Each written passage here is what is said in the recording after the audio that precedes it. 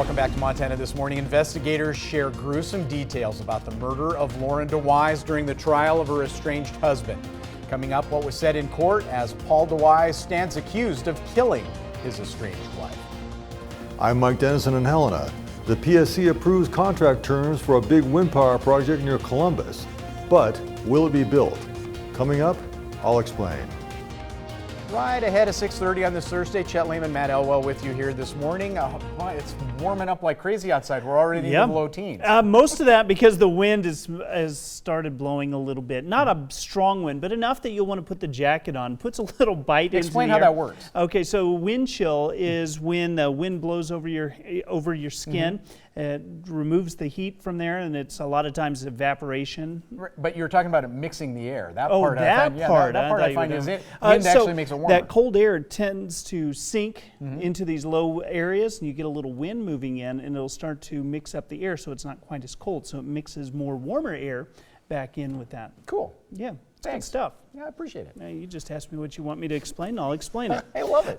Temperatures this morning, we're up a few degrees. 10 degrees in Butte, 13 degrees in Belgrade, 19 degrees in West Yellowstone. Most areas actually fairly comfortable. We do have a few clouds out there, mostly dealing with quiet conditions this morning. There are a few snow showers in central Montana, but really not enough to worry about for most of us. Temperatures into the mid-30s for the afternoon, both east and west of the divide. We're going to take a look at your football forecast as we head into Saturday. I heard there's a couple of games in the state.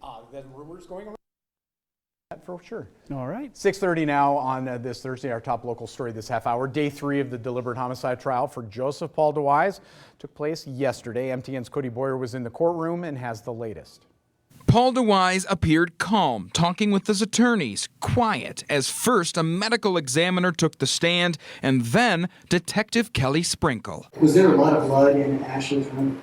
There was a lot. Detective Sprinkle says part of her role that January day, looking for connections from the shell casings found in Lauren DeWise and Ashley Van Hemmert's bedrooms to the footprints outside the back door. We all worked together to notify where those footprints were, see which footprints had details that could be observed with the naked eye. Sprinkle pointed out 5 .22 caliber shell casings in Van Hemmert's room, where she was shot 3 times. She then pointed out 4 other shell casings in Lauren's room, where she died. After being tasked to search Paul DeWise's home, including a shed, she says she found one such connection. We located 4 unfired live rounds that were located inside the shed. And what was the caliber? They were 22 caliber. Along with more identical ammo in his master bedroom and similar shoe prints in DeWise's driveway. And while the handgun was never found, Sprinkle says a magazine matching the bill for the gun used against the 2 women was recovered. Van Hemmert and her boyfriend, Ralph Dennis, listened in. Sprinkle confirmed Dennis was a person of interest at first. Was Mr. Dennis eventually ruled out as a person of interest? He was. In Bozeman, Cody Boyer, MTN News. Now, DeWise's 19-year-old daughter also took the stand yesterday, testifying that DeWise had called her from the detention center to allegedly convince her to put the blame on her younger brother. Now, we'll continue updating you on the proceedings as they move forward. In other news this morning, MTN News has confirmed an 18-year-old Billings man hit and killed by a vehicle while walking along a highway in the High Line early Sunday was a student at Montana State University. Cash Austin Taylor was pronounced dead after emergency personnel responded to a report of a pedestrian struck by a vehicle on U.S. Highway 2 near Saco. The incident happened at about 12:30 in the afternoon, being investigated by the Montana Highway Patrol. Taylor was a graduate of Billings Senior High School and went on to college at Montana State University. Well, here's a question for you. Can 2 nonprofit healthcare facilities coexist in the same town? Well, the folks at Billings Clinic think it is possible. The clinic has updated the Bozeman Chamber of Commerce about its plans to build a $40 million medical facility near Costco just off Interstate 90. The plan is to bring in 140 full-time positions. Construction will begin in spring of next year, will take about 14 months to complete. Billings Clinic says the new facility will be multi-specialty and will be part of the Mayo Clinic Care network. More to follow on that story for sure. Also, faulty Takata airbags have already caused the largest auto recall in history, with tens of millions of cars affected. Now a newly discovered defect has prompted the recall of another 1.4 million vehicles. As with the wider ongoing recall, the new fault can cause airbag inflators to explode, underinflate, or spew out shrapnel at passengers, raising the risk of serious injury or death, according to the National Highway Traffic Safety Administration. The airbag involved in the latest recall were found to have a, quote, manufacturing issue, end quote, and were fitted to some brands of 1995 through 2000 vehicles. The agency said in a notice posted on its website. It gave no further details. Now, ruptured airbags have been linked to at least 29 deaths and hundreds of injuries literally around the globe. Also, an activist group known for provocative stunts is issuing an apology after using alleged remains of Holocaust victims. The group, Center for Political Beauty, left a clear urn outside Germany's parliament building they said contained the remains. The group says its goal was to draw attention to the consequences of far-right extremism, but when it claimed to have dug up the remains from concentration camp sites, Jewish organizations became outraged. The group has since covered up the urn. Back here at home, the State Public Service Commission has approved contract terms and price factors for what could be groundbreaking new renewable power projects in south central Montana.